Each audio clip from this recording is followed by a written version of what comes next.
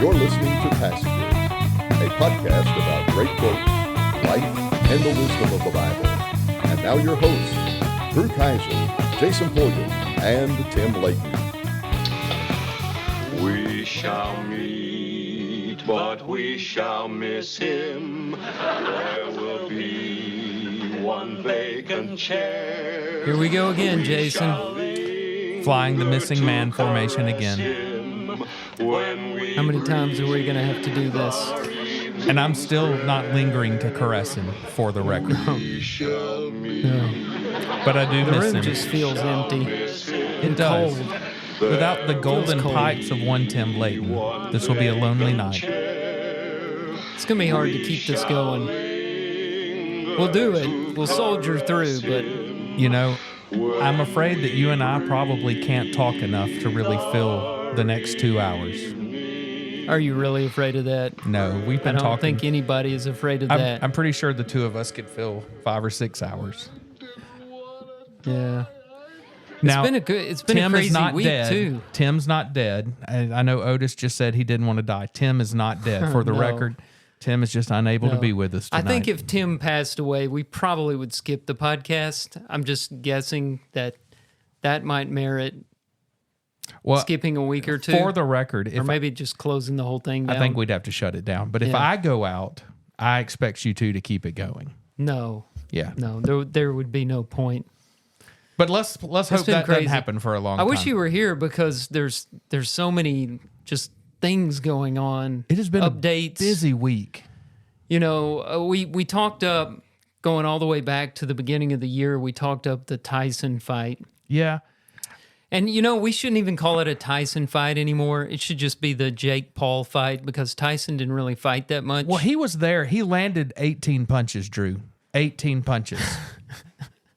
How many rounds did they fight? That 8? was the biggest disappointment. I sat through 3 fights. Yeah. The one with the girls was the best one. Yep. I It didn't was see actually any of pretty them. good, except that the one they called the winner cheated through the whole thing, headbutting the other girl. Is that I read something? So the one of them ended up with a really bad cut in their it brow, was right? awful. Yeah, I Just can't laid even that watch a thing open. medical drama Yeah. without my stomach turning.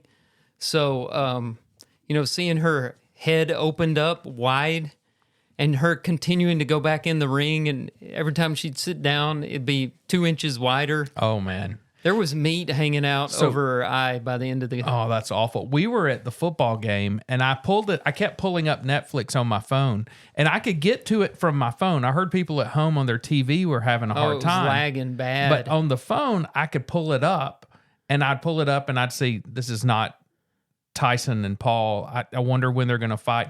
And when we got home, I walked in the house, turned it on, and they had just ended the match.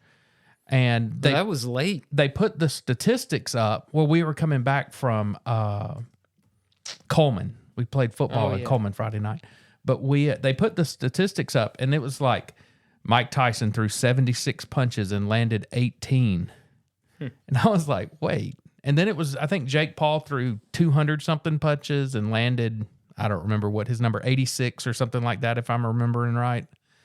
But it was like, There was 108 million global viewers and it was not. that tuned in for the fight live. 108 million. And everything I read said it was not much of a fight. It was kind of No. like watching a young man beat up their grandfather. Yeah. Yeah, it was pretty sad. And at the end of it, everybody realized this was a big cash grab for both guys. Oh, yeah. Well, I think they knew what it was going to be like. Tyson knew he didn't have the legs for it. no. I mean, his legs were wobbling and stiff, and he's 58 years 58, old. yeah, I mean, yeah. I don't understand why any of us thought this would be a good fight. No. I got caught up in it. I was like, Tyson's going to win this fight. I had hope that Tyson could land one really solid punch and that Logan Paul, not Logan Paul, is that his name? No, that's his brother's name, Jake Paul. Jake Paul. That he would have a glass jaw and just he'd put him on the ground at least once. Even if he got up, just knock him down. But the clips I saw, the punches that Tyson landed, they were not the punches that Tyson in the late 80s, early 90s were throwing. Yeah. And Tyson just looked weird. He kept chewing on his glove. It's better than chewing on Jake Paul. I mean, he did eat Evander Holyfield's ear off. But Not off. They had Holyfield there that night. His ears looked fine. Yeah. He's like Trump. You know, Yeah. you get your ear bit off, you get your ear shot off, and later you can't even tell. Yeah. I'm not starting a conspiracy theory. I'm just saying I've examined these ears, and either these people have really good plastic surgeons or something's going on. Great here. healers. Very good healers. Yeah, fantastic healing properties. And then also in the news, Joe Biden tried to start World War III. Well, maybe he did. I mean, we don't know. Do you remember when the Ukraine-Russian war conflict, whatever you want to call it, started? We were 1,000 days ago. Yeah, it's crazy to think it's been that long. I can't believe it's been that long. It was like the U.S. will send money, but we're not going to send airplanes. What did we do? We sent airplanes. Started sending jets. And then it was like, well, we're not going to send munitions. We started sending munitions. And then we're Tanks. like, tanks. And then they're like, what we can't do is we cannot send any U.S. missiles, long strike missiles over there. And then we send missiles. I think the comment that Joe Biden made was, we can't send missiles over there. That would start a war. And then what does he do? Then he did it. Yeah. And I'm not sure if it was one of our missiles that they shot into Russia. I think it was a British no, missile. they shot at least 6 of ours in there at some point. Are you sure? Yeah, that's what the news reports have said. Well, what's interesting, now, granted, that's what the news report said. Well, so that's who like knows? saying, Yeah. I mean, that's what Gary Larson what said in the Pinocchio said. Far Side comic strip or something. Yeah. So who knows?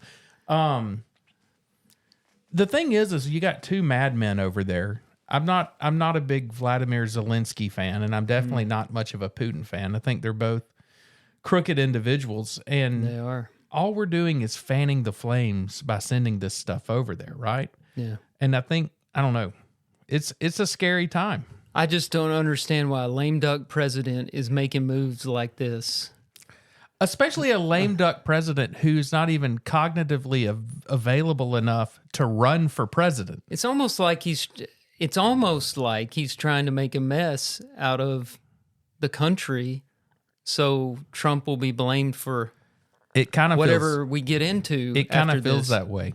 But I try not to worry about these kinds of things because there's not anything I can do about it. There really is. But this is the most worrisome foreign development that I've heard of in many, many years. It was ignorant. It was just an ignorant decision. The support we poured in, how many billions with a B of dollars have we spent over there now?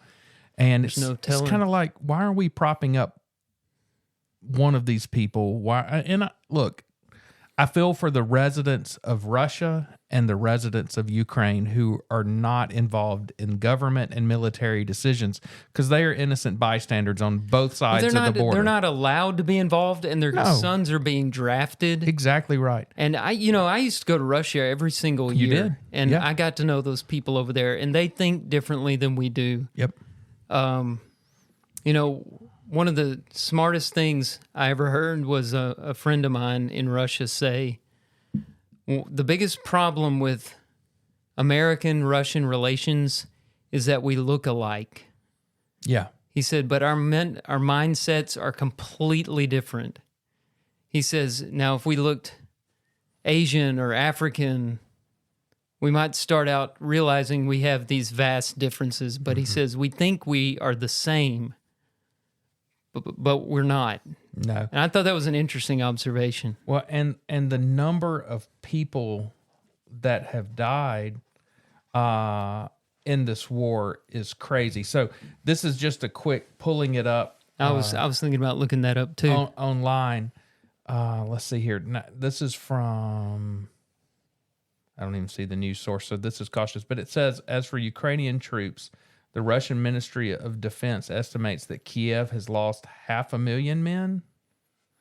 I think that's got to be an exaggerated number. Well, if it's coming from Russia, the Ukraine number is probably exaggerated in the Russia numbers. Okay, here Probably we too go. conservative. Here's one from The Guardian. I don't know if that's a good one source or not, but let's see what it says. But anyway, it's just ridiculous. So according to Western assessments, Russian casualties in the war so far tally up to 115,000 killed and 500,000 wounded. That sounds low. Let's see here. I'm trying to see if I see any numbers on Ukraine. Well, 500,000 wounded is crazy. And that's and it's scary that it's like we're propping this thing up, and it probably would have ended already if there hadn't been this vast funding. I mean, how many people have died because we kept propping it up with sending billions of dollars over? I don't know. It needs to come to an end. Have you gone out and bought your Patriot Food Supply? If you'd like to sponsor us, Patriot Food Supply, we would be happy to speak about it. Okay, I haven't either. I have to get my bunker first. Yeah, you got to go ahead and get that put in the ground. Hey, did you notice anything strange going on in Leeds today, Drew? It's been a weird day in Leeds. So, a lot of blue lights, helicopters and drones flying all over. There was a helicopter circling over my Somehow office. I missed all day. the helicopter. Oh, it was out there even tonight when I left the office. I could still hear it, and I could see the light shining down to the ground. So Taylor called me at about 2:30 today. Dad. That's how he always, anytime he calls me, that's how it always starts. Dad. I was like, what's up, bud? He's like, is your back door to your office locked? And I was like, no, I generally don't lock it during the day because we have the delivery guys come in and out. And I'm thinking he's got to come in and go to the bathroom and he's in a hurry. I was wrong. That's usually what it is when he calls me and says, is your back door locked? But he's like, there is a manhunt going on right behind your office. And I was like, what do you mean? He was like, walk outside and you'll see a helicopter. And sure enough, it was circling like the Lehigh 119 over that corner of Leeds where the elementary school is. And there were a couple of drones up and they were looking for somebody that had broken into a house. And finally, I saw on Facebook, the Leeds Police Department put up a description of the man. And I don't know why it was hard to find. It was a white man wearing a pair of blue jeans, no shirt, no shoes. And he hid for about 4 hours. That'll this stick afternoon. out on November the 20th. I'm thinking when they found him, he was covered in sweat and leaves. A lot of leaves from sticking to him from crawling He around. might have just taken a nap for a while. Because they were looking for him for a long time. Yeah. And we have some woods around that area, but not thick woods. Well, over there where the park is, there's some. You know, if you get over in behind kind of the park and like you get to that corner, you kind of get back into where Lehigh has all that land around the quarry he could have got back into. But it was a big to do. And the schools, as far as I know, they locked in until dismissal time. I think they ran ahead and ran buses, but like the kids weren't allowed to go out to the playground and stuff. I think they caught him because on my way to eat dinner before church tonight about 5:30, they had stopped. It looked like they were arresting somebody. Yeah, I heard somebody told me we ate at the same place you did. When we got there, they said they had caught him. So it was about 6:15. So, but that was a little bit of excitement in Leeds today. You don't get to see helicopters circling very often. Julie works downtown like you do, and Ava contacted her. Ava's in Tennessee, and she knew more about it than we did. She said, "Mom, lock your door." Well, at first, when the helicopters started circling, I went and put on my tinfoil hat just in case they were reading brainwaves or something. But you got to take precautions. Well, I felt silly after I found out that. Now, is it weird that my tinfoil hat is in the shape of a tricorn hat? You know, like the British Navy would have worn, or the American Very Navy. Patriotic. I thought it was. Yeah. Well, we talked since Nathan was going to be gone, we threw out to our friend Nathan about joining us, and instead of joining us, he sent us something to talk about. Oh, it's disgusting, Drew. And we would have saved this for our special listener request episode coming up, episode 50. But it's time sensitive, so we have to talk about it now. It's a DiGiorno Thanksgiving pizza, and this can't be a serious item. I mean. And you were able to read the ingredient. What? So on the front of the box, I just expanded it so I could see it. It says roasted turkey with green beans, crispy onions, dried cranberries, and a gravy drizzle on Detroit-style crust. That Nasty. sounds disgusting. So that's just a novelty item. That can't be edible. So 4 servings per container. So 4 slices of pizza per slice, 400 calories, which is less than I would have expected it to be. I would guess that's what a normal pizza goes for. 21% of your daily consumption of sodium per slice. So if you have all 4 slices, you're at 80%, maxed out. 84% of your daily consumption. No more of that. Now, does anybody really pay attention to the sodium? I don't. Saturated and total fat. Total fat is 27% of your daily allowance per serving. So that's 1 slice. So you could just about. Turkey, that's a leaner meat than pepperoni or sausage. Do you think if you eat this, you get really sleepy? Is this tryptophan removed from the turkey, or is it have the tryptophan in it? I wonder. You eat enough of it, you may go into a permanent sleep. Yeah. Well, this. No mashed potatoes on it? No mashed potatoes. I don't see dressing either.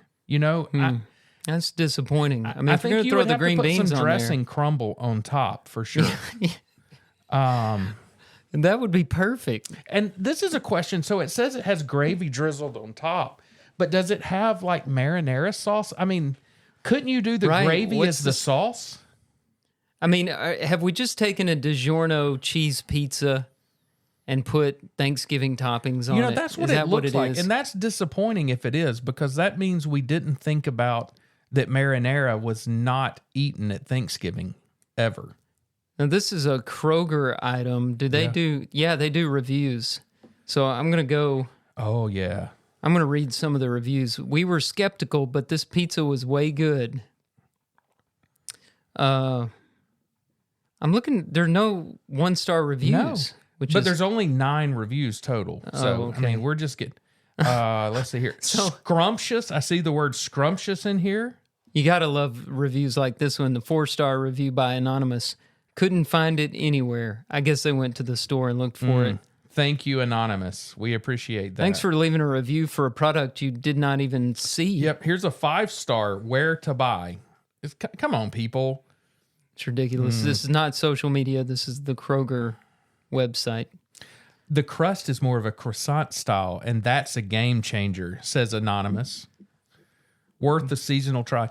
I don't know the last time I had a DiGiorno pizza, because unlike their ads say, it's DiGiorno, not delivery. I'd much rather have delivery. Yeah. I'd rather have one of the regular old pizza places bring me a fresh pizza. I'll do a frozen pizza every once in a while, but I've been doing frozen the pizza person. Chicago Inn pizzas. They seem a little more upscale. I just think at some point it needs to have. I'm trying to see if it's got marinara on the ingredients. It may take too long to read this, but at some point you got to have. I think it's got to have dressing on it. It looks like everybody who tried it loved it. Yeah. I was leery on trying a Thanksgiving pizza, mainly because of cranberries on a pizza with turkey, gravy, green beans, and a crust. Oh, that's the one you read. Yeah. The crust is more of a croissant. Croissant. Croissant. Tim, if you were here, you could have done the French accent. Yeah. Bring every Thanksgiving course to the table is an advertisement that they have.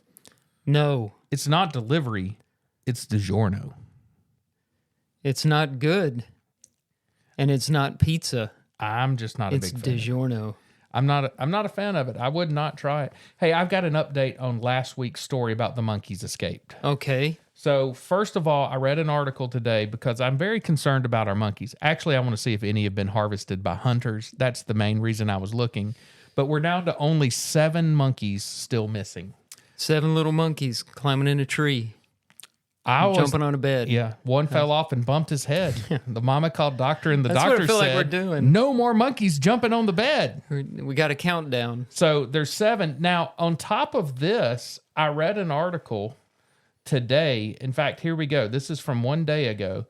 2 feral emus loose in South Carolina amid the ongoing escaped monkey situation. South Carolina, get your act together, lock your pets up. let's keep these things from escaping. Emus are evil birds. Have you ever seen emus, been around emus? Yes. They're horrible creatures. I had one bite me on the finger when I was a young child, and mom and dad can verify this is a true story. It's not a Jason yarn. We were at a petting zoo, and it of course said don't pet the birds. Well, I'm a little bit of a rule breaker, so I tried to pet the bird, and the thing grabbed a hold of my little finger on one of my hands. What'd you learn? I'm pretty sure I cried. I learned not to mess with them. We had some friends where I grew up in Texas who had a little farm, and they had emus, and they had an emu with one leg. You want to talk about That's a getting mean dealt bird. a bad hand. Yeah, that's an emu with one leg. because they're That's pretty bad. flightless. It just hops everywhere it Their goes, I wings guess. are already useless. Did he name it Eileen? I hope so. So this is in the article I'm reading, and this is from let's see here, WBTV Channel 3 News. I guess this is in South Carolina. I don't know. This said,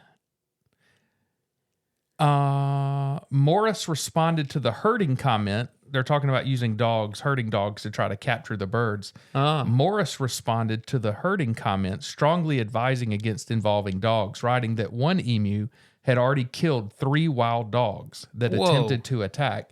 If your dogs try and attack her, she will fight back, but she's just not randomly going to go to anyone or any animal. Go after anyone or any animal. They kick, right? I guess. And probably I don't know. bite. Except for the one-legged emu. It's not kicking The anybody. good news is this is not from the same place that the monkeys escaped, but South Carolina, you've got issues. You've got How about animals this, running South Carolina? amok. Let's stick to the law for support animals. Let's keep it at dogs and miniature horses. And I guarantee it, if you're a hunter and you can get one of these emus on your table for Thanksgiving, post a picture and I'll mention it. Yeah. I would Some love wild to see game. it. Yeah. What would one of those drumsticks look like? Can you imagine things as long as the table? It says their average height is 5'7", weigh about 130 pounds. That's a big bird. I mean, it's not Big Bird. Big Bird is yellow and fictitious, but this is a big bird. Is it fictitious? Oh, it's absolutely fictitious. I've seen Big Bird. It's a man, and that. Yeah. Do you remember? You don't know. So I've referenced him once. You remember Gary Larson, The Far Side? I know you have one of his calendars. Yeah. I have one of his calendars. Do you remember the one where it's a picture of Big Bird lying on the ground, and the detective says, "That's bird shot, Big Bird shot." Yeah. Yeah, I've seen that one. That's one of my all-time favorite Gary Larson ones. So That's fantastic. I'm sorry to go off on speaking that of the tangent. Far Side, here's a story that came out this week. Can't make this up, folks. Insurers say bear that damaged luxury cars was actually a person in a costume. This happened in California, Los Angeles. I did not know this, but they have a problem with bears breaking into cars in California. Bears caught on camera entering luxury cars tipped off insurers that something wasn't quite right. Was it not? Now, I read this article. Was it like a Bentley? Am I remembering that it was a Bentley A or Rolls something? Royce that's and what it was. 2 Mercedes. That's there right. were 3 not a cars. Bentley, Rolls Royce. In what has been dubbed Operation Bear Claw, the California Insurance Department said 4 Los Angeles residents were arrested Wednesday accused of defrauding 3 insurance companies out of nearly $142,000 by claiming a bear had caused damage to their vehicles. The group is accused of providing video footage from the San Bernardino Mountains in January of a bear moving inside a Rolls Royce and 2 Mercedes to the insurance companies as part of their damage claims. Photos provided by the insurance department show what appeared to be scratches on the seats and doors. I was wondering, what did they do to the cars? Have you seen the pictures of them? Are they in the article? There's just a picture of the bear suit. I didn't see.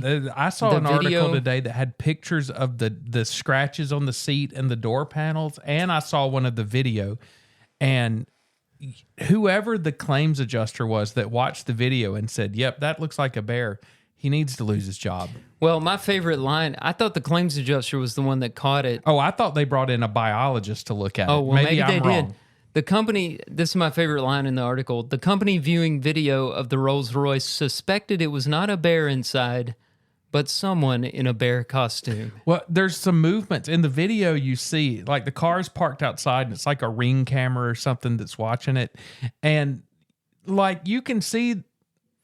You're right. It was a biologist that caught it. It's clearly a human in a bear suit, he said. It's very human-like move. Like the bear's leg bends like an elbow. It's like, no, that doesn't happen in a bear. It was really funny. The bear suit looked pretty realistic, though, at least lying out on the ground. You saw the picture of it all spread out, I'm sure. Yeah. It's spread out with no person on it. They've got like these handles with the claws, because they had to inflict the damage with something that a bear suit's not equipped with. Yeah. So it looks like they brought... Or made... maybe they made it, but the claws they used to scratch the doors and the seats. Yeah. I mean, if you've got a Rolls Royce and 2 Mercedes, do you really need to defraud an insurance company? I mean... How about they paid them? They had paid out $147,000 or so.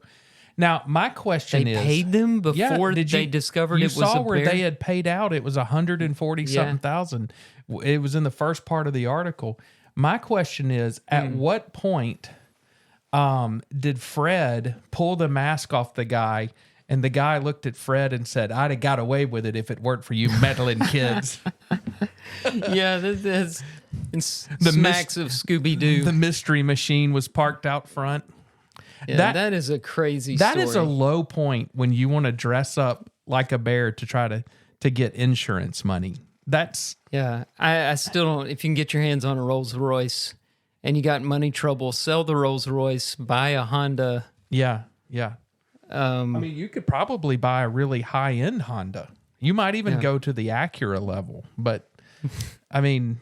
You could buy several Hondas for a Rolls Royce. I saw a picture of them putting at least 2 guys in handcuffs, and I have an idea of which one wore the bear suit, because one of them was built like a bear. He was huge. Maybe that's where the idea started is, hey, you're about the size of a bear. They're sitting around. Can you picture them sitting around the room? Hey, guys, we need some money. What are we going to do? How are we going?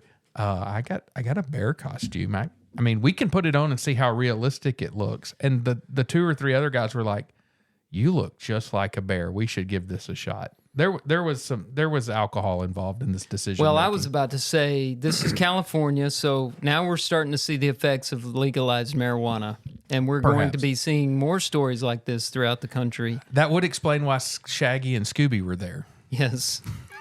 Yes, it's a very Scooby-Doo Oh man. type story.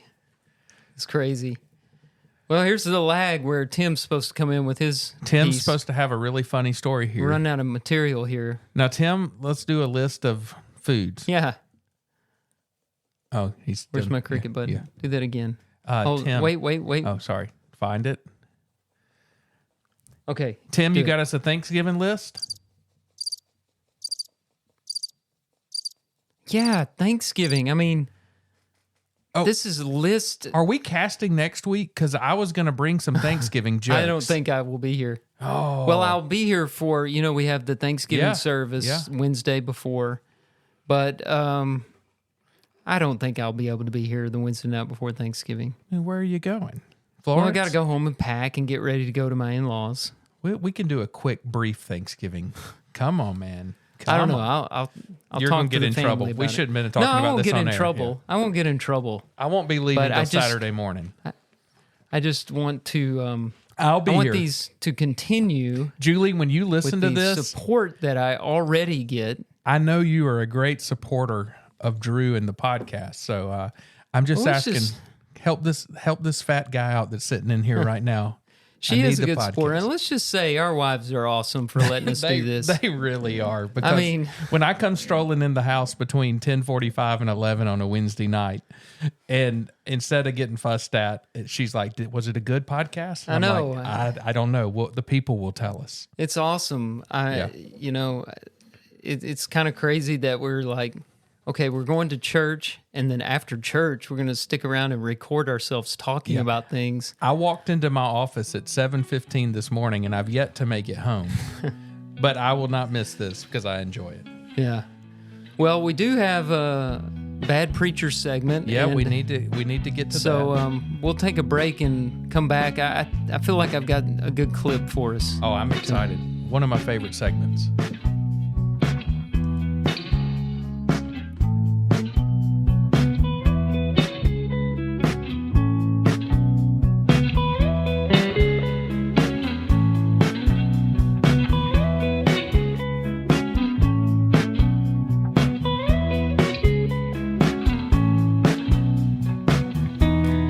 It's time for Bad Preachers. Bad Preachers. Put your hand on that television set. And you wouldn't go about establishing your own kingdom in the video room. Isn't that something called a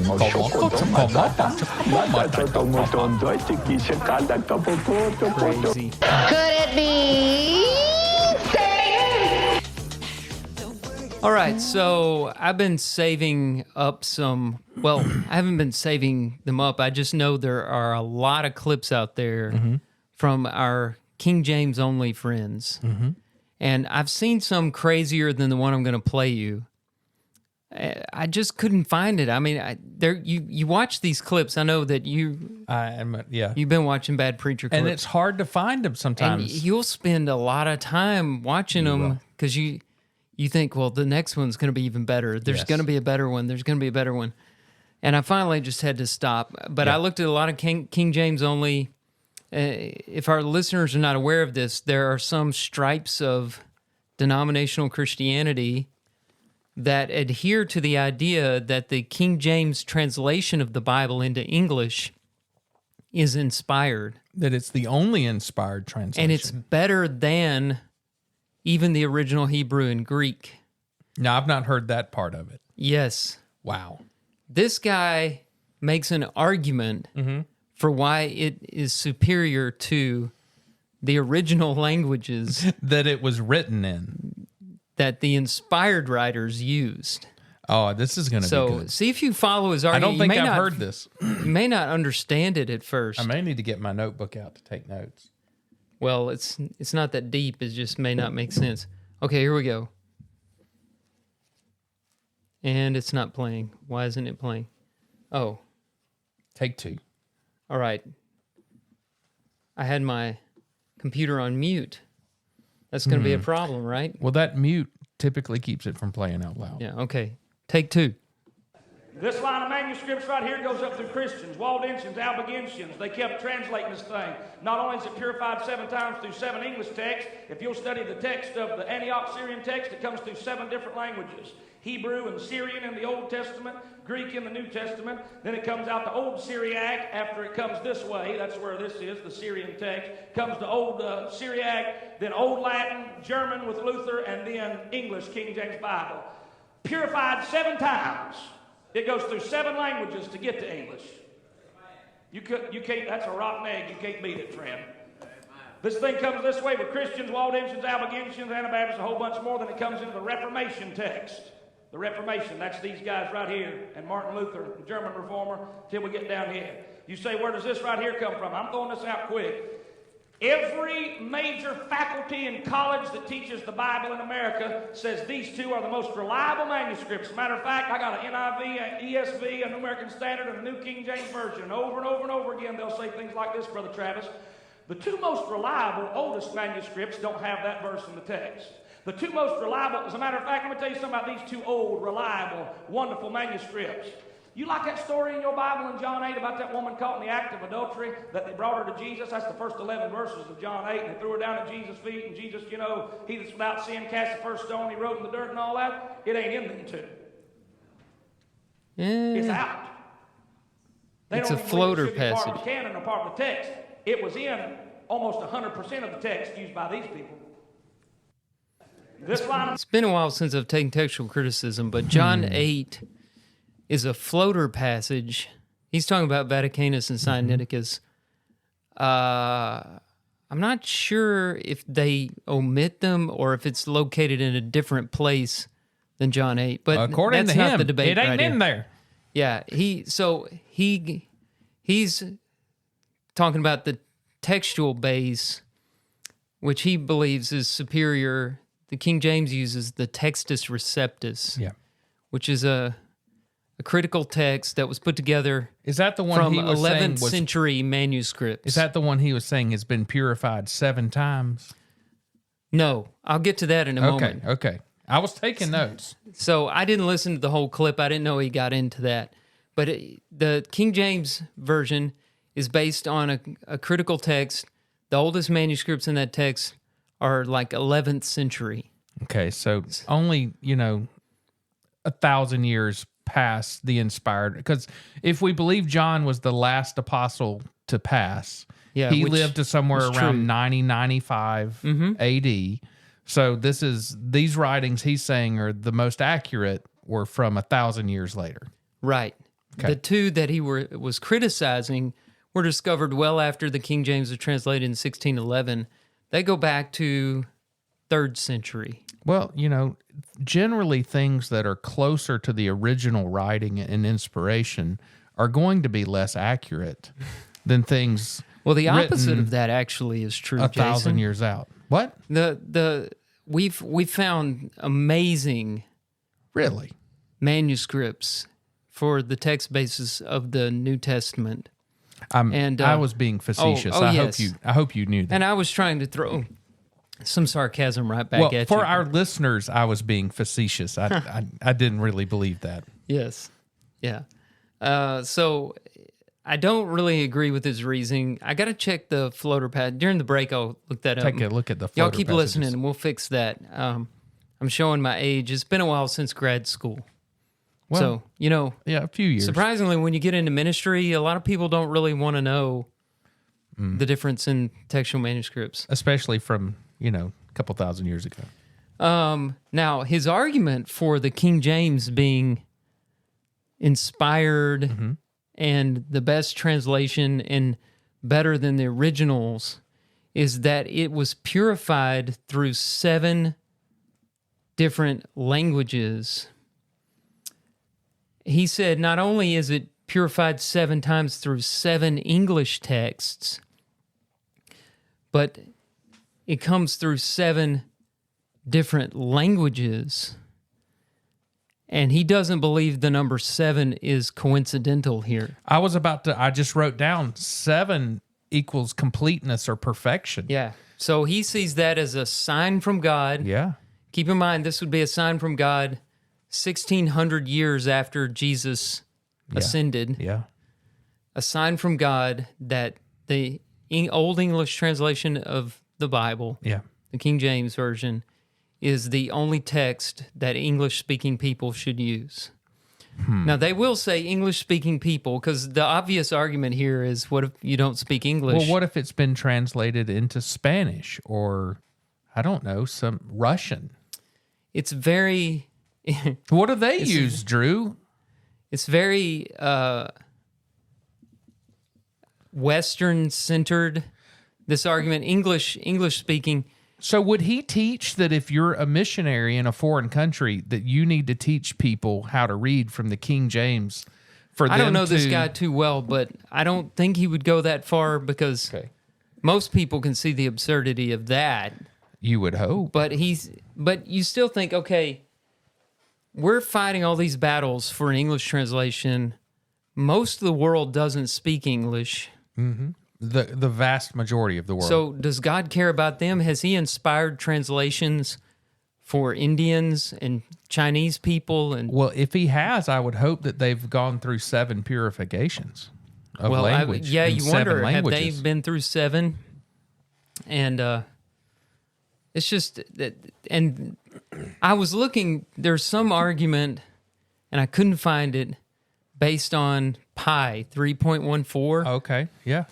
And I couldn't find it, but the guy's like, look at this. I forget what book it was, but look at this passage in book, whatever, chapter 3, verse 14. Oh, wow. And he's like, now, does that sound familiar? 3:14? 3.14, that's pi. And that's supposed to be a mic drop moment. Yeah, he just went. That It's crazy. Okay, so you grew up in North Texas?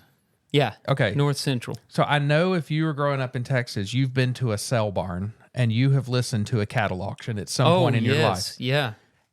As soon as you started playing this, that guy has the voice, the cadence, and the tone of an auctioneer at a sale barn. Go back and play a clip of it.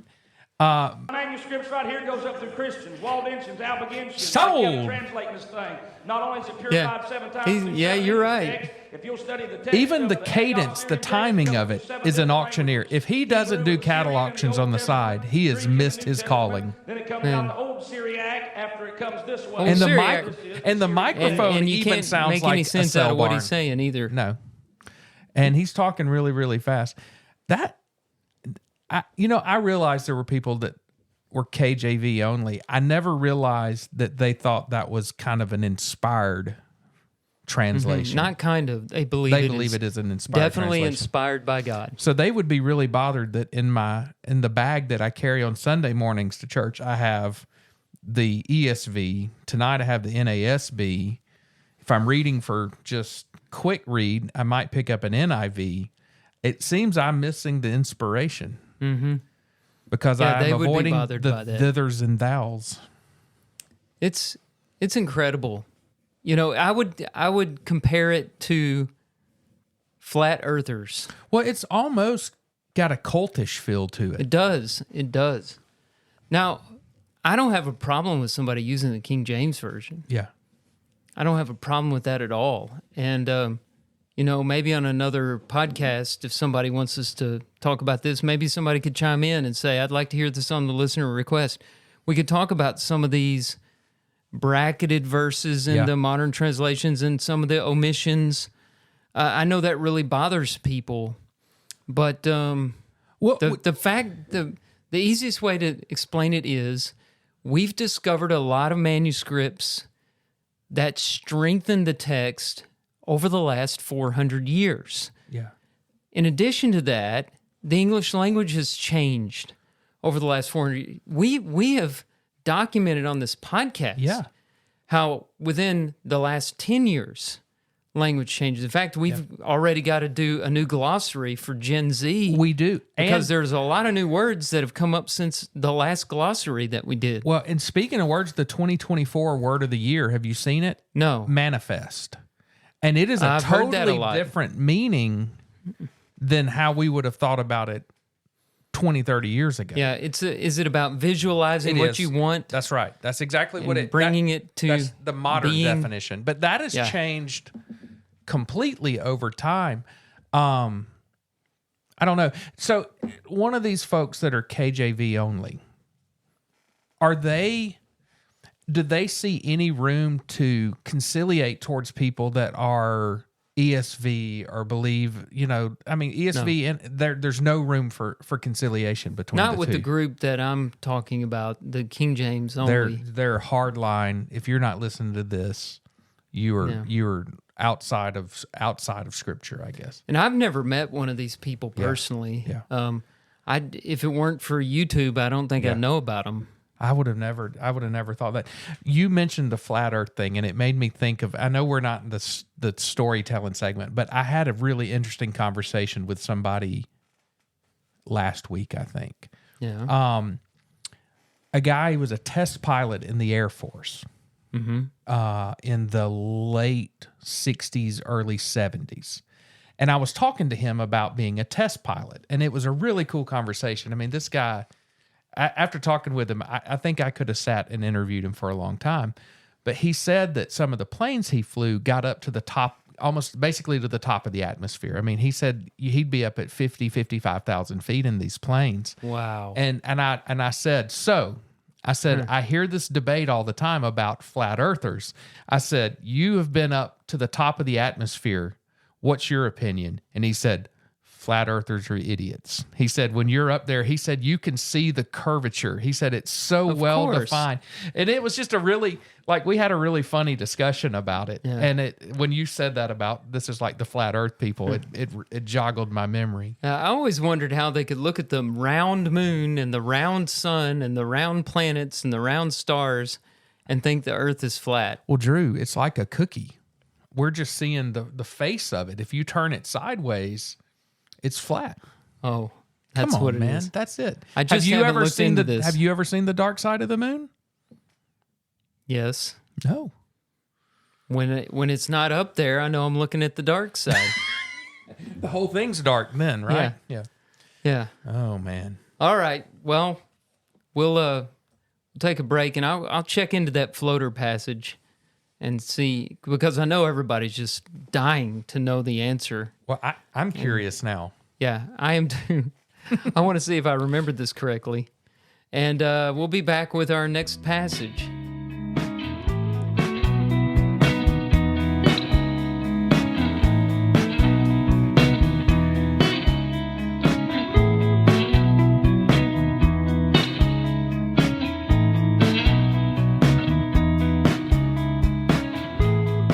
Welcome back. We're ready for the final portion of our program where we discuss a passage.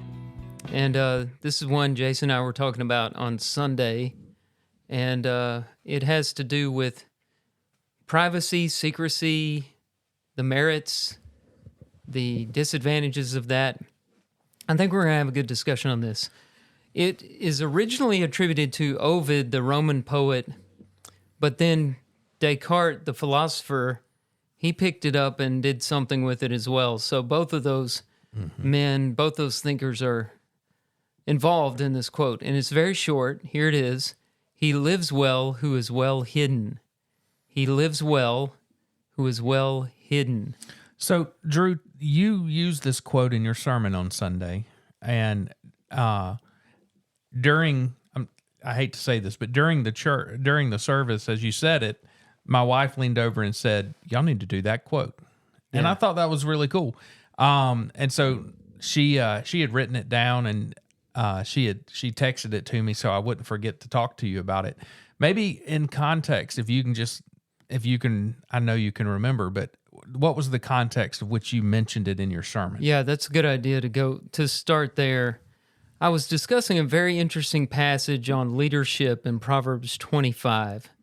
And I want to get there and read that, Proverbs 25, verse 3, because I've been thinking about this proverb quite a bit. As the heavens for height and the earth for depth, so the heart of kings is unsearchable. That word unsearchable was used of Yahweh in Job to describe the depths of the sea. So the idea is the heart of the king, the heart of a good leader, is inscrutable. Like only he knows its depths, and maybe he doesn't know the full depths. And we talked about depth, the need for depth in leadership. And part of that is that the leader keeps some things to himself. Plays things close to the vest is a way we would say that modernly. The right things, yeah. Not everything, and we'll get into that discussion. Yeah. But he's not a blabbermouth. He's not telling everything he knows. He has a filter, as we sometimes say, and he doesn't have to reveal everything. And, you have more respect for somebody who can keep his mouth shut, keep things confidential. Keep things in his own lane, not just babble. He listens and doesn't talk about himself all the time. That's right. There's so many different applications to keeping something secret. And another thing I said in the sermon is your dignity is tied to your secrets. And, you need to entrust your secrets. Yes, tell people your secrets, but make sure they're the right people. And, social media is a big abuse of this. People will get on social media and tell things about themselves to complete strangers who can't handle, to quote Jack Nicholson, the truth about you because they don't know you. and they'll abuse that information, that sensitive information. They'll use it to manipulate you or to humiliate you. Only your closest friends need to know certain things. And I think it's important to have close friends where you can be open, because the opposite side of this is if you hide things too much, it can be to the detriment of yourself as well. That's true. Within secrets lie a lot of danger. And I don't think that's what he's talking about here. I don't think he's talking about keeping things secret and hidden away and masking your true self or anything like that. I think he's speaking to what you were talking about, is that there is a lot of dignity in not being fully open to the world about everything going on in your life. Modesty. I think that's is a good word way to for, think of you know, it. Yeah. modesty is holding some secrets back, whether it's secrets about your body or about your personality, your thoughts, your opinions. And Samson was the example that I used in the sermon. I love this example. Judges 14, he tells this riddle out of the strong came something sweet. Out of the eater came something to eat. Yep. He'd killed a lion and eaten the honey out of the carcass. And his companions at the wedding feast, they couldn't solve the riddle, but they kept pressing his new wife to tell them, and she revealed his secret, and he just came unhinged and embarrassed himself and murdered 30 people. And then in Judges 16, the better-known story of Delilah, she finds out the secret of his hair. They cut his hair. He loses his strength. And it's ultimately to his ruin. It is to his ruin. We like to tell the story in Bible class that at the end, Samson turned things around and he fought for God. Well, he committed suicide and took a lot of people down with him. Yeah. That's not the way I want to go out. No. But revealing his secrets destroyed him. Revealing important secrets. To the wrong people. To the wrong people, that's right. So when we first started talking about this quote, two verses popped in mind. One of them in Proverbs 10, I think it's verse 86. No, it's 8 in the second half of verse 8, 8b, not 86. There's not a 1086. Okay. So if you're looking for it, it's 10:8 in the second half. And it says, a babbling fool will be ruined. I thought about this. This is the person who... And we all probably can think of somebody in our life that is this person. Whatever pops in their head, whether it's extremely personal or not, it just pours out to the world. And there's danger in that, because as much as we want to trust people and feel safe around people, there are people who will use your secrets against you. There are people who will use anything they can to belittle you down, to ruin you, to hurt your reputation. Exactly. Another one I found was in Proverbs 18:6, and it said, a fool's lips walk into a fight, and his mouth invites a beating. A fool's mouth is his ruin, and his lips are a snare to his soul. And I really like that. That's Proverbs 18:6. That's really good. That paints a picture, of some guy walking, his lips are controlling everything. His mouth has a mind of its own. And there's a danger to that. Just like there is a danger to keeping everything secret and hidden. Shame is generated by secret sin. Things we keep hidden create shame. And he's not saying that you're not going to keep everything hidden. He's saying there's a right place to share things. There's a right group of people to share things with. There's a right environment to share things. You just don't dump all of that out for the general public to hear. Yeah. And the things that he's talking about keeping hidden are the things that we're inclined to tell people about, which is not sin. Sin, you don't have to tell us to hide our sin. We do that. In our fear and our fear of humiliation, we keep that to our own detriment, hidden, and don't confess. And that started... You don't have with to tell Adam us to and do Eve. that. You know, Adam and Eve sin in the garden. They're the only people around. And what are they doing when God's walking through the garden? They're hiding from God. So you don't have to tell us that. Yeah, we know. We do that to our own detriment. On the other hand, we blurt out things that really we should keep to ourselves. Yeah, we should. Maybe it's other people's secrets, or maybe it's good qualities about ourselves that we want to boast about. Or maybe it's confidential information about the organization that, let's say you're in a government position, you got to.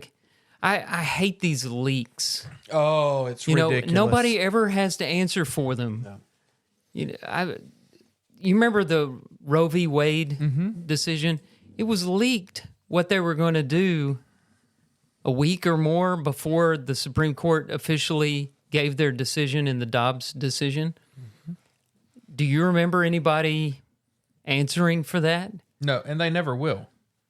And they never, not from society. That's someone who doesn't care about their organization. Right. They're, in this case, the government. Another thing that I think that falls into this category of things that we share sometimes that we shouldn't are ideas.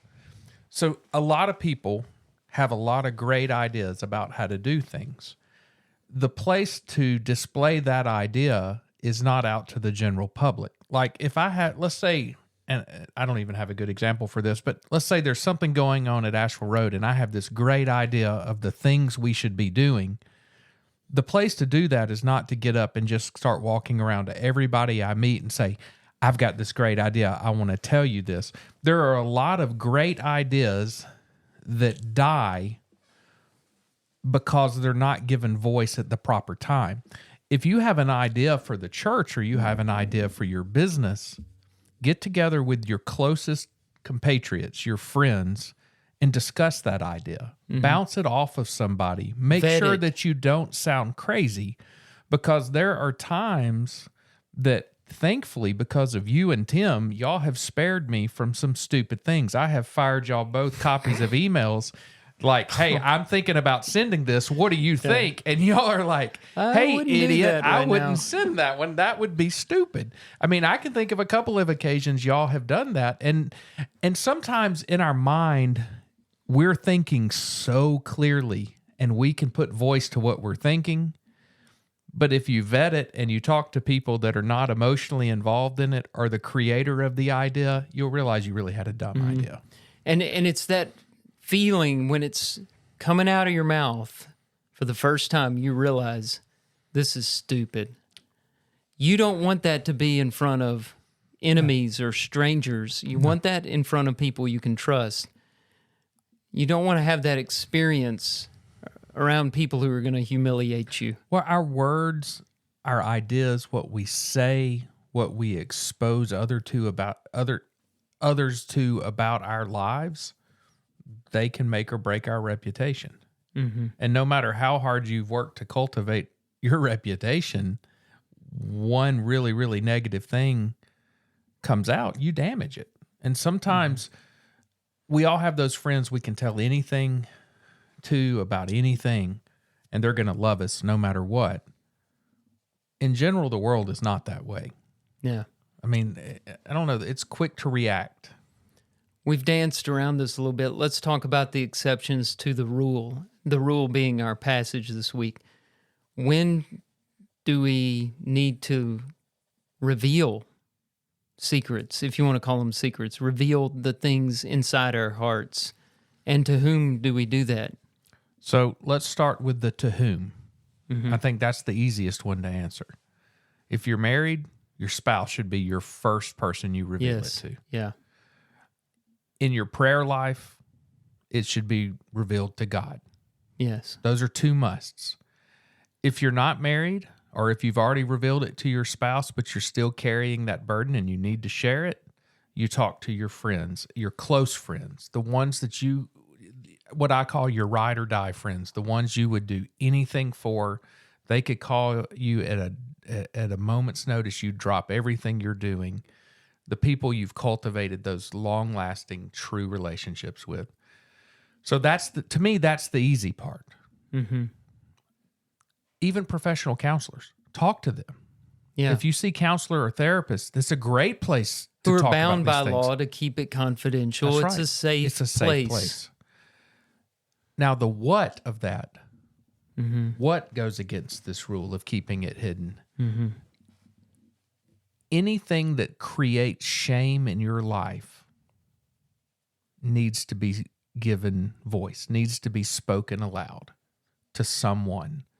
Because that shame is a function of your conscience, and your conscience is telling you just like a cut in your hand hurts.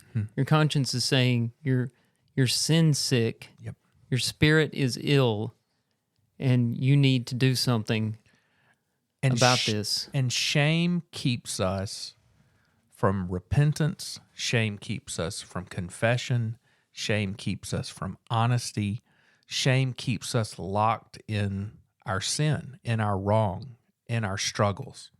And the only way to defeat it is to speak it out loud. And you don't get up at the pulpit and you don't get up in front of the world and scream it to the masses. You find your close friends, your spouse, God, the people who know you best and love you unconditionally, and you talk about those things. And only in that moment does shame lose its power. And the coolest thing is if we start doing that, we become a little bit more comfortable with it, and it's easier to move beyond always feeling that shame and keeping those things hidden that you shouldn't. So the first thing I would say is anything that makes you feel ashamed, you need to find somebody and talk about it. That's a clue that you're holding the wrong thing in. If you're feeling shame, you're holding something in that needs to be given a voice. That may cover it. I mean, that to me, that's one of the biggest things. I mean, if you're holding in, let's do this in a marriage. If you've got some resentment toward your spouse, you need to communicate. Yes. Even if you're afraid of hurting her feelings or his feelings, you don't need to be mean. But if there's something that is driving a wedge between the two of you, you got to have a conversation about it. Well, and resentment, unspoken resentment is so damaging to a relationship because it leads to a disconnect. You start separating and avoiding the person in that relationship or the person you're resentful for. And if that's in your marriage, you've got two people drifting through life that are supposed to be unified as one that are acting as two separate entities. Yeah. And it's dangerous. Anger, I think anger falls into this category. You know, one of the things the Bible tells us is don't let the sun go down on your anger. That's the Jason paraphrase of it. But, you know, how many times, and I think there's a difference between anger and resentment. Anger will lead to resentment. Resentment is it takes time to build up. It takes up time to build resentment. And usually resentment is developed because you have anger and you're unwilling to deal with it, or you've not set a boundary and somebody keeps stepping over that boundary and you're unwilling to deal with it. But I think anger falls into that category because if it's not dealt with, if it's not spoken aloud, and I think in that case, if I'm angry at you, Drew, I'm not going to go to Tim and talk to Tim about being angry at you. I need to go to you. I think that's the time where you go to the subject of the anger and you have that discusussion. And what you let out though is not the anger; it's what is causing the anger. That's right. Because that's the anger is like, it's like, here's an analogy. The thing that you're hiding is the splinter. The anger is the festering blister that's trying to push the splinter out. Get the splinter out, and the inflammation goes down. Yep. Well, and anger is just an emotion. It's not good nor bad. It's just a response to being hurt. Yeah. Or being wronged, an injustice that you feel has happened to you. Sometimes the thing causing the anger might surprise you. That's why counselors are really helpful. Exactly. You may think you're angry at this thing over here, and it's really something that you've been carrying since childhood that's causing your anger. Something that you may not even realize you've been carrying. Something that you have repressed or pushed aside that is leading to that. So anger, resentments, and shame are three triggers that make you think, I need to find somebody and talk to about these. Temptations is one of those too, though. I think if you're having problems with temptations with things, one of the ways to stay accountable is to talk it out. Yeah. So, in all 12-step programs, there's a sponsorship program. There's a phone list, and if you're feeling a temptation, you're feeling a draw to alcohol, whatever it is, drugs, you pick up the phone and you say, hey, sponsor, I'm making a call because I'm feeling tempted. And in doing that, you take the power away from the temptation because you are now addressing it instead of just burying it deep inside and letting it gnaw away at your soul. But you're doing that with a trusted source who knows where you're coming from. That's right. You're not blasting it to the world. That's right. And that's where, at least in 12-step programs, there is such an immense amount of trust and unity because everyone in that room struggles with the same kind of stuff. And you know what? It's a common place to talk about things. It's a picture. This is sad, but to me, it's a picture of what the church is supposed to be. A common place with Christians who struggle with sin that can come together and talk about their sins and shortcomings but it's more face those things. It's more specialized. It is. I mean, that's where the advantage is. Everybody in the room is going through the same thing. But I think it is an example of how, I mean, the Bible says we're to confess our sins to one another. How often have you had, you're a minister, you probably have had this a lot more than I have, but it's rare for us to go, so I have a lot of problems in my life. And for 10 years or more, I would tell you and Tim, man, I got a heavy heart. I really should be telling you about these things, but I just can't do it. I'm not ready. Yeah, And you would say, one day I'll tell you, but I'm not ready right now. And it took me hitting absolute rock bottom for me to share those things. And that's because of shame. That was because of fear. But I was not willing to address those things. And that's not confessing our sins to one another. That's not being open and honest. So I want to talk about the invitation that we always extend at the end of sermons in the churches of Christ. And a lot of churches have these things at the end of sermons. There's an appeal, right? And I'm not out to change that, but it has its shortcomings. It does. And there are two in particular. The first one is that is such a public event that people who need to be confessing sins don't do it because they think, well, this is the only sanctioned way to confess sin. No. Or maybe they're looking for opportunities that just don't see the opportunities, or they haven't built relationships in their churches or with other Christians. And so they think, well, my only option is to go down the aisle in front of everybody and tell this secret sin that's really not everybody's business, but I need help with it. So it prevents a lot of people from confessing because they think it's the only way, and it's not. The second thing is it really waters down the confession. It does. I'm the one that sits down there and hears them. Yep. And they're usually, and I'm not criticizing anybody's particular confession, but you know what everybody says is, I want to be a better example to my family. I haven't been the Christian that I should be. And they, generally leave it at that. Yeah. They don't name the sin. And when you don't name it, it's harder to overcome it. I'm not saying that won't do the trick. There's a lot of encouragement that comes. On the plus side, you open up a little bit and you get a lot more people around you. But unfortunately, that just lasts for the 15 minutes after the service. Yep. You might get a few cards, but then everybody goes back to their life. That's right. And doesn't have the impact of sitting down with somebody and saying, I have this problem and I've been struggling with it for 20 years and I feel like I can't escape it. I've never told anybody about it. I'm asking you to pray with me. Yeah. And that's going to get you over the hump into healing. Yeah. It's, I don't think there's anything wrong with the public invitation, but I do think it hinders, for the two reasons you said, it hinders response, because I haven't, as someone who has stepped out in that aisle and made the walk forward, that is a terrifying moment. Yeah. Because number one, if you don't like attention, you're about to have all the attention. And sadly, you're going to have some really good attention, which is not sad, but you're also going to have some folks that are like, oh, we're going to be late to Cracker Barrel today. I mean, those folks are there. Not. But I'm telling you, that does happen. And it's not fair that happens. But I think what you said is that people think, well, that if I don't do that, how am I going to confess? You know how you confess? You find a fellow Christian that you love and that loves you, and you sit down and you say, man, I am struggling. I'm going to get emotional. Let me tell you about this. I need help. And then, if you don't know a Christian, if you don't know anybody, let's say you're new to a church or you've just never done the work to get to know people, go to an elder, or if you're a woman, go to an elder's wife. Exactly.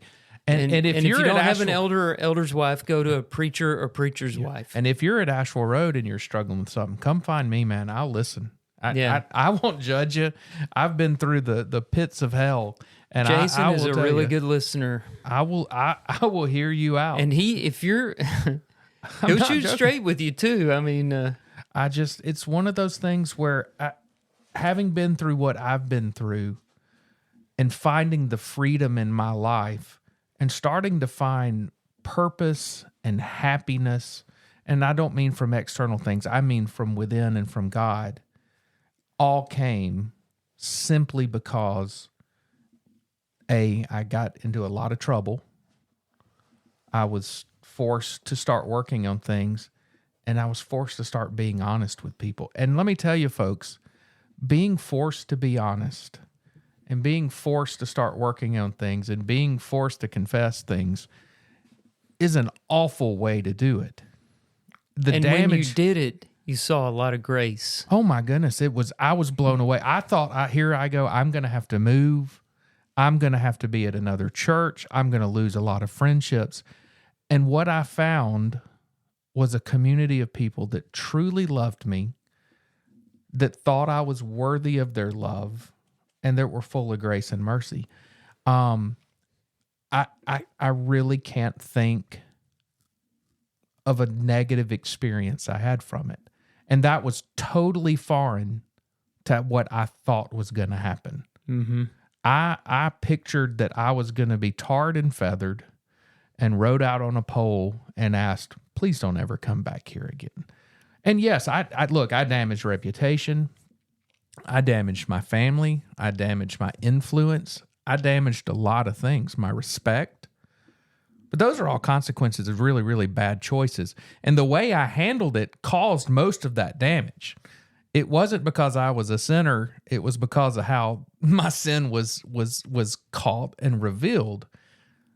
I kicked myself, and you can't go back and it does no good to regret, but I do kick myself for not having the courage on one of the long trips you and Tim have taken going places or somewhere 10, 15, 20 years ago, just saying, guys, I'm struggling with this. Can you help me? Because I sure as heck wouldn't have ended up where I did. Yeah. But well, those like you are said, the things you can't. No, you can't go back and do it. And I don't. It does no good to worry about it. But those are the kind of things that if we would be comfortable sharing instead of hiding, man, we would be at a lot more peace with one another and with God and with man. We would. Well, that is a good quote. I haven't been good about getting all our quotes out on Instagram, but I'm going to make sure and get that one out because I think people might enjoy sharing that and seeing that. So we got to return to John 8 because I made a promise and then I jumped right into the passage and forgot about it. But I did some checking, and no, John 8 is not in those two earliest full Greek manuscripts that we have, Sinaiticus and Vaticanus. Earliest manuscripts are like 400 AD. Mm-hmm. But, scholars agree it belongs in the Bible. Well, and there are some writings, like I found one that Jerome mentions. Yes, like early preachers mention the story. And that was 4th, 5th century when that happened. Yeah.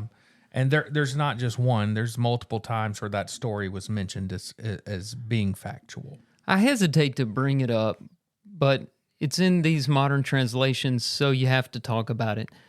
What I fear is that people worry, they project the problem surrounding John 8 to the entire text. Yeah. And the truth is that we have amazing evidence for the inspired word of God 5,800 Greek manuscripts Just a few. behind that, and we compare all these, and there's amazing uniformity across the board. Yeah. And some of these manuscripts come from like 2nd century, early 2nd century, and some of them come from the Byzantine era, and all points in between. And, you know, this is a Hebrew manuscript thing, but it's like when we discovered the Dead Sea Scrolls, the amazing thing about that was they were a lot older than the, up to that time, oldest manuscripts for the Old Testament that we had. And they were exactly the I was gonna say, same. they contradicted nothing. Yeah. Despite the fact they had no printing presses and everything was copied by hand. Yep. So the inspired text has been well preserved, and I chalk that up to the providence of God. I think God wants us to have His Word today, and we do have His Word. But don't criticize a so-called modern translation because it's giving you more information. Yeah. You look down in the footnotes and they'll tell you exactly why there's brackets around that passage or why this verse is left out. They'll tell you. And all they're doing is giving you more information about God's Word.